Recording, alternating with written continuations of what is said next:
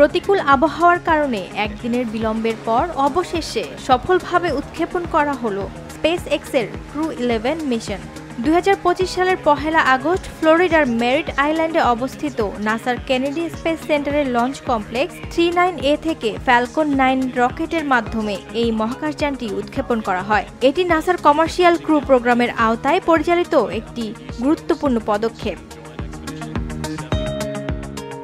এই মিশনে অংশ নিচ্ছেন 4 জন আন্তর্জাতিক মহাকাশচারী।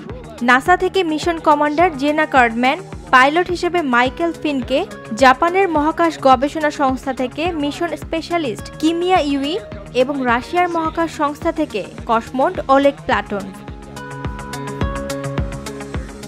স্পেসএক্স জানিয়েছে প্রায় 16 ঘন্টার দীর্ঘ যাত্রা শেষে ক্রু ড্রাগন ক্যাপসুলটি 2 আগস্ট আন্তর্জাতিক মহাকাশ স্টেশনে পৌঁছাবে। সেখানে পৌঁছানোর পর তারা বর্তমান ক্রু এর সঙ্গে কার্যক্রমের দায়িত্ব হস্তান্তর করবেন।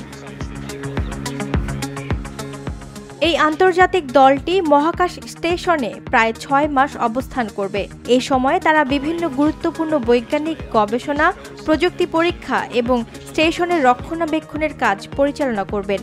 এই গবেষণাগুলো পৃথিবীর নিম্ন কক্ষপথের বাইরে মানব অভিযানের জন্য ভবিষ্যৎ প্রস্তুতির একটি অপরিহার্য অংশ হিসেবে বিবেচিত হচ্ছে।